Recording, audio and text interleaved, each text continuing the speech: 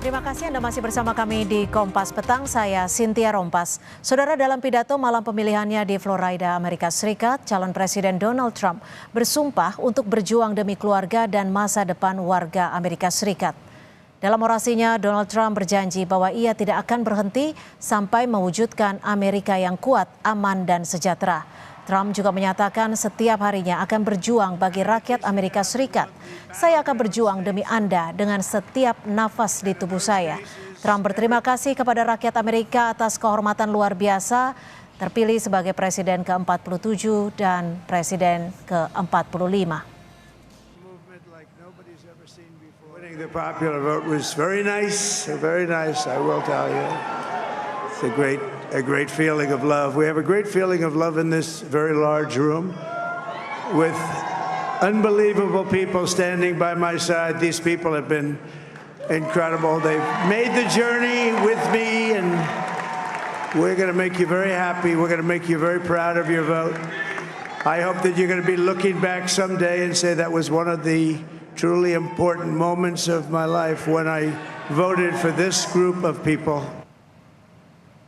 Calon Presiden Amerika Serikat dari Partai Republik, Donald Trump memenangkan suara sementara di salah satu negara bagian yang dikenal sebagai medan pertempuran atau swing state, North Carolina. Associated Press mengumumkan pada pukul 23.18 waktu setempat, Trump mendapatkan kekuatan suara elektoral negara bagian tersebut. North Carolina adalah salah satu negara bagian yang menjadi medan pertempuran sengit antara Trump dan rivalnya dari Partai Demokrat, Kamala Harris. North Carolina termasuk di antara swing states, yakni negara bagian yang tidak condong ke partai politik manapun.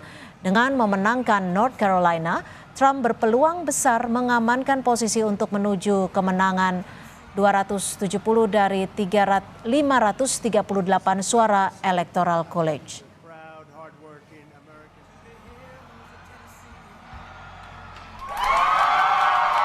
Calon Presiden Amerika Serikat dari Partai Demokrat Kamala Harris mengunjungi kantor pusat Komite Nasional Demokrat di Washington DC pada malam hari pemilihannya. Pada kesempatan ini Harris mengapresiasi kerja para relawan pusat panggilan yang mengajak warga untuk memilihnya. Kamala juga berterima kasih kepada warga yang telah memberikan suaranya untuk Pilpres Amerika Serikat 2024.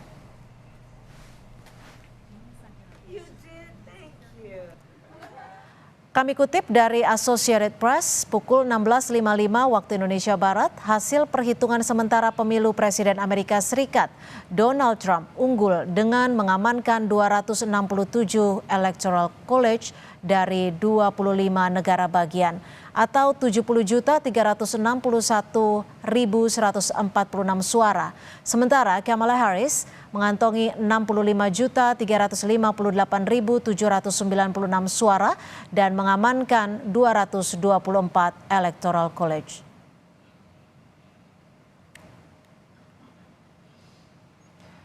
Meski proses penghitungan suara Pilpres AS belum selesai, Presiden Prancis Emmanuel Macron lewat akun X mengucapkan selamat kepada Donald Trump dan mengatakan siap bekerja sama dengan rasa hormat demi perdamaian dan kemakmuran bersama.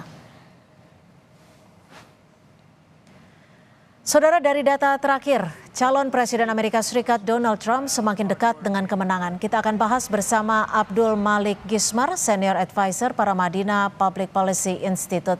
Selamat petang Pak Malik, terima kasih sudah bergabung bersama kami di Kompas Petang. Pak Malik, ini perolehan suara sementara saat ini hingga sore hari ini, apakah bisa disimpulkan jika kemenangan Trump ini tinggal diumumkan?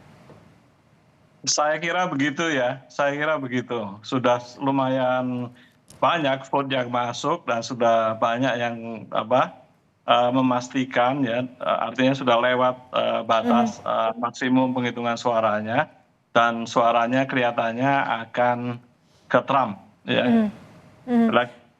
Electoral vote akan dimiliki oleh Trump. Bahkan barangkali popular vote-nya juga. Tapi Pak Malik, ini sebenarnya apa sih yang menjadi faktor utama, penyebab utama Trump ini bisa kembali memenangkan Presiden Amerika Serikat? Iya, yang pertama saya kira yang harus diapresiasi terlepas kita suka atau nggak suka dengan Trump, itu bahwa dia berhasil regrouping yang luar biasa. Karena ketika dia keluar dari White House itu dia tuh basically pariah gitu kan ya.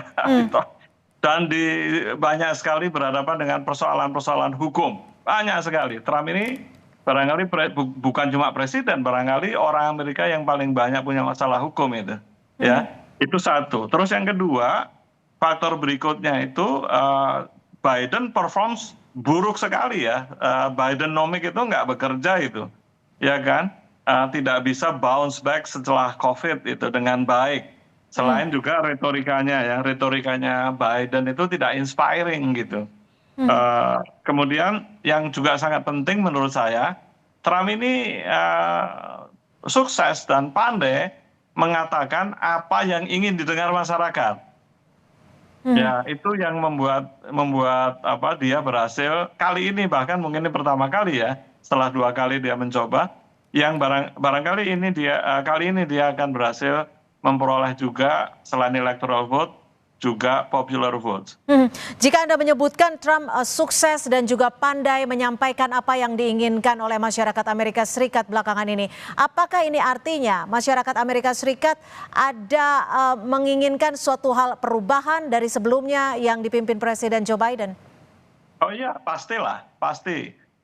Seperti yang tadi saya katakan, Bidenomics itu tidak terlalu berhasil ya. Inflasi tinggi masih dirasakan kan gitu ya. Job juga dirasakan masih kurang. Kemudian yang paling tidak menjadi sentimen di Amerika itu kan persoalan imigran itu, imigrasi ya, persoalan imigrasi, persoalan aborsi juga ya. Yang selama ini imigran misalnya itu separuh paling tidak ya, separuh masyarakat Amerika yang sekarang ini mendukung Trump itu kan menginginkan immigration policy yang lebih tough gitu ya. Jadi kalau kita kembali berkaca di Pilpres Amerika Serikat saat ini, apakah faktor Joe Biden yang juga membuat Kamala Harris ini jauh tertinggal dari Trump?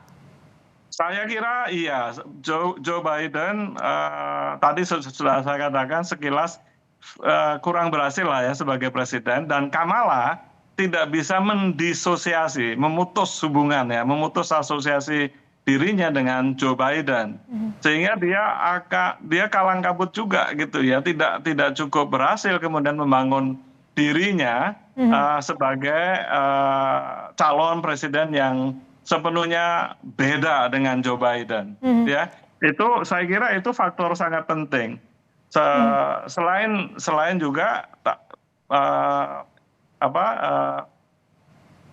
Kamala ini sophisticated sekali. Dia bicara tidak dalam bahasa yang segera ditangkap oleh publik seperti Trump yang tadi saya katakan berhasil menyampaikan apa yang ingin didengar. Lah ini kira-kira barangkali ya Kamala dan Demokrat kurang berhasil menyampaikan apa yang ingin didengar oleh masyarakat.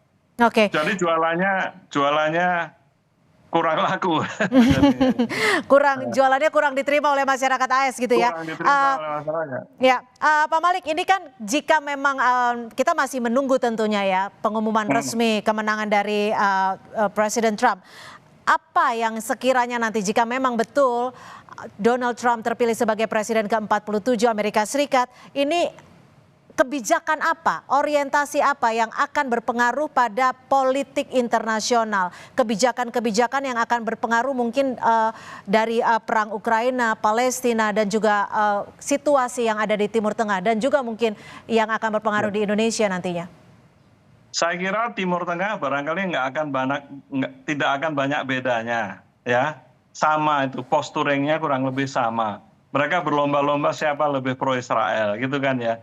Kalau di Ukraina barangkali akan ada perbedaan yang lumayan signifikan. Trump itu menarik yang dia sampaikan kemarin ya, beberapa hari yang lalu disampaikan, saya kenal Putin dan saya kenal Zelensky. Perang ini harus berhenti, kira-kira seperti itu. Jadi di Ukraina barangkali akan ada perubahan yang signifikan. Di Palestina barangkali tidak. Persoalan lain yang juga sangat mewarnai dinamika dunia juga barangkali adalah semangat Trump untuk melindungi ekonominya ya. Dia akan pasang tarif ya.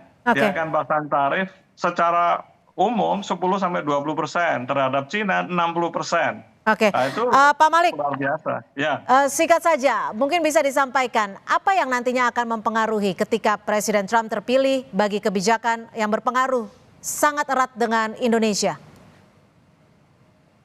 Satu tarif tadi itu walaupun ekspor kita nggak terlalu besar ya, tapi kalau dikenai tarif barangkali akan lebih turun lagi gitu ya.